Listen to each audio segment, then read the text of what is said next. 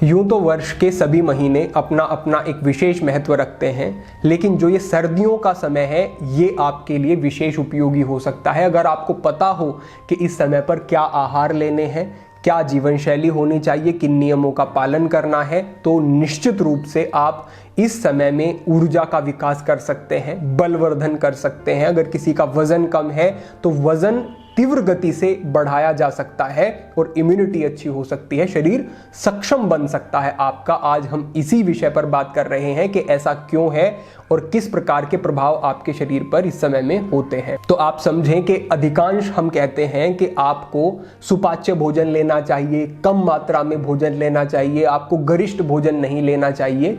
लेकिन इन महीनों में, सर्दी के समय में ऐसा नहीं है। इस समय पर हमारा सुझाव रहेगा कि आपको थोड़ा अधिक खाना चाहिए, थोड़ा भारी भोजन भी आप कर सकते हैं, थोड़ा तला हुआ भोजन भी आप कर सकते हैं, मीठा भी आप इस समय पर खा सकते हैं और ये सारी चीज़ें आपके लिए हितकर ही होंगी, आपको किसी प्रकार का नुकसान नहीं पहुंचाएंगी। साथ ही साथ कुछ ऐसी आयुर्वेदिक चीज़ें होती हैं जो तासीर में गर्म होती हैं, जिनका प्रयोग गर्मियों में हम वर्जित कहते हैं, वो भी आप इस समय पर प्रयोग कर सकते हैं। आगे हम उन विषयों पर चर्चा करेंगे कि क्या क्या वो चीजें हैं जो आपको ग्रहण करनी है। सबसे पहले ये भी समझ लें आप कि ऐसा क्यों है, क्यों ये चीजें इस समय पर लाभ करती हैं।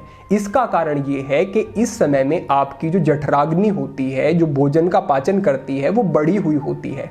इसके बढ़ने के दो कारण होते हैं। पहला तो ये कि बाहरी मौसम जब ठंडा होता है तो तापमान को शरीर के संतुलित करने के लिए शरीर अग्नियों का वर्धन करता है, जिससे कि जठराग्नि भी बढ़ती है। साथ ही साथ जब बाहर से ठंड लगती है शरीर को तो रूमकूप छिद्र हमारे बंद होते हैं। उस समय पर जो अग्नि होती है, ऊष्मा होती है शरीर की, वो बाहर नहीं आती, वो अंदर रहती है और उससे भी शरीर की अग्नियों का वर्धन होता है, जठराग्नि उससे भी बढ़ती है। ये आयुर्वेद का एक सिद्धांत है। इससे आगे बढ़ते हुए बात कर लेते हैं कि आहार में आपको क्या वो चीजें हैं जो आप ले सकते हैं वजन बढ़ाने के लिए, शक्ति को बढ़ाने के लिए, ऊर्जा को बढ़ाने के लिए, इम्यूनिटी अच्छी रखने के लिए। सबसे पहली जो चीज है वो है जौ की खीर का आप प्रयोग करें। हमने बहुत सारे हमारे बंधुओं को ये सुझाव दिया और उन्हें इससे बड़े अच्छे लाभ भी मिले। तो जौ की खीर का प्रयोग करना है, लेकिन इस खीर में आपको खजूर का प्रयोग भी करना है। खजूर स्वभाव में कुछ गर्म होते हैं, तो कुछ व्यक्तियों को ये गर्मी के मौसम में समस्या कर सकते हैं, लेकिन ठंड में आपको 4 खजूर उस खीर में डाल लेने हैं जो जौ की खीर आप बना रहे हैं, और उसको अच्छे से बना करके रोज उसे नाश्ते के रूप में सुबह आपको उसको लेना है। ये आपके वजन बढ़ाने के लिए, धातुओं को पुष्ट करने के लिए विशेष उपयोगी एक आहार हो जाएगा।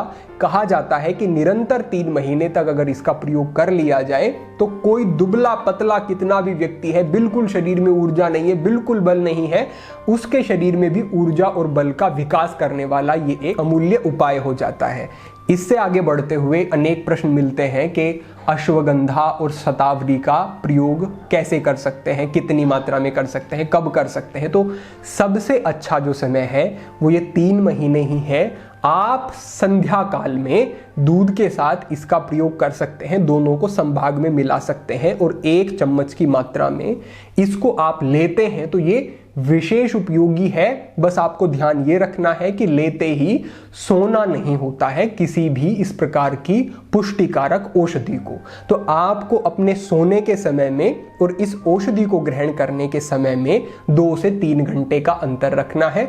इतना आप रखते हैं तो ये आपके शरीर में लगेगा, आपको अच्छे लाभ देगा। साथ ही साथ आप भोजन के बाद अगर 1 या 2 केला ग्रहण करते हैं तो ये भी आपके भोजन के स्वभाव को बदलता है और आपके वजन को बढ़ाने में ये अच्छा कार्य करता है। अलग से आप प्रातःकाल केला ले रहे हैं उससे भी ज़्यादा उपयोगी हो जाता है ये, अगर आप भोजन के बाद 1 या 2 केले आप अच्छे पके हुए ग्रहण करते हैं तो ये वजन बढ़ाने के लिए, शक्तिवर्धन के लिए बड़ा ही अच्छा रहेगा आपके लिए। इससे आगे बढ़ते हुए बहुत सारे व्यक्तियों का प्रश्न है कि हम अपनी त्वचा के लिए और सौंदर्यवर्धन के लिए, हमारी स्किन अच्छी रहे, हमारी स्किन ड्राई हो जाती है, वो समस्या हमें ना हो, इसके लिए योग आयुर्वेद क्या कहता है। तो आप इस भाग को भी समझ लें। सबसे पहला है कि आपको घी का प्रयोग करना है, और हमने पहले ही कहा कि जठराग्नि प्रदीप्त है, घी का अगर प्रयोग करेंगे तो जिनको घी नहीं भी पचता है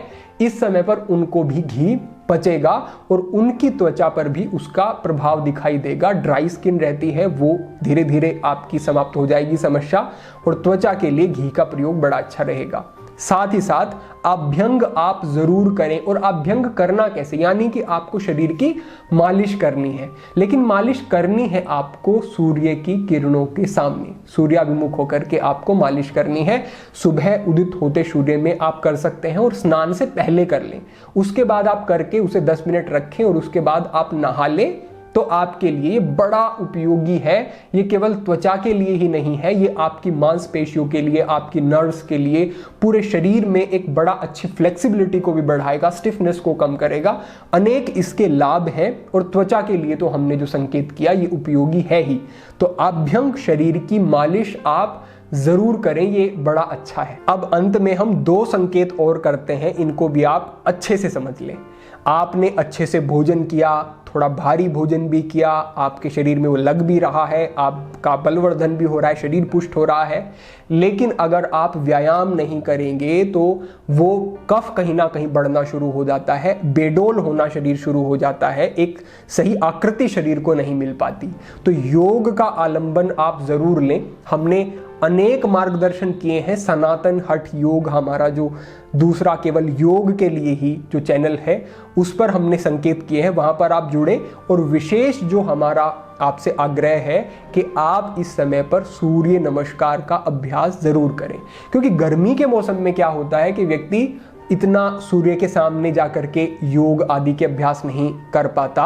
सूर्य उदित होते ही थोड़ी देर में काफी उग्र हो जाता है, फिर बाहर योग कर पाना बड़ा कठिन लगता है। लेकिन ये समय ऐसा है कि आप प्रातःकाल सूर्य की तरफ मुख करके सूर्य नमस्कार अगर करते हैं तो ये सभी योगों में सर्वोत्तम आपके लिए हितकर उपयोगी हो जाता है। शरीर को एक अच्छी आकृति देने वाला, एक्स्ट्रा फैट को खत्म करने वाला, और शरीर के पूरे एक तंत्र को एक अच्छा मसाज, अच्छा व्यायाम देने वाला, सभी रोगों से मुक्ति दिलाने वाला अभ्यास होगा।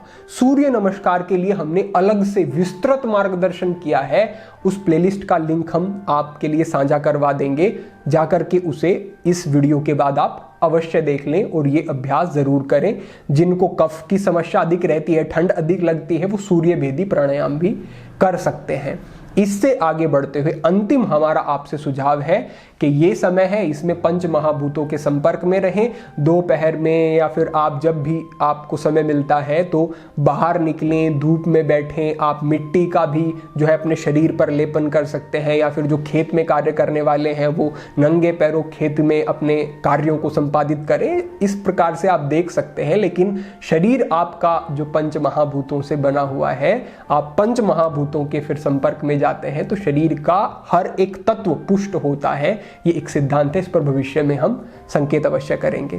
तो ये इतनी चीजें अगर आप कर लेते हैं, जीवन शैली को व्यवस्थित रखते हैं, विचारों को अच्छा रखते हैं और अच्छा आहार, अच्छा व्यायाम करते हैं, ईश्वर उपासना जरूर करें, भगवान का नाम लें, ये आपको आत्मिक तल पर भी सबल बनाएगा शारीरिक के साथ साथ।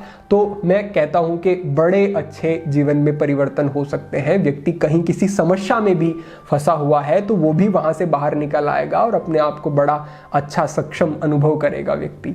तो ये चीजें हैं जो हमें लगी अत्यंत महत्वपूर्ण, अनुभूत है। हमारे अनुभव में जो चीजें आई वही हम आपके साथ साझा करते हैं। अपेक्षा है आपको ये सब जानकारियां समझ आई होंगी, आप इसको जीवन में प्रयोग भी करेंगे।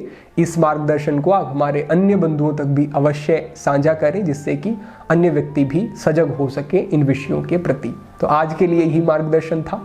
भविष्य में अन्य महत्वपूर्ण विषयों पर मार्गदर्शन निरंतर होता रहेगा। सभी के लिए प्रार्थना, सभी के लिए मंगल कामना। आज के लिए इतना ही। ओम नमः शिवाय।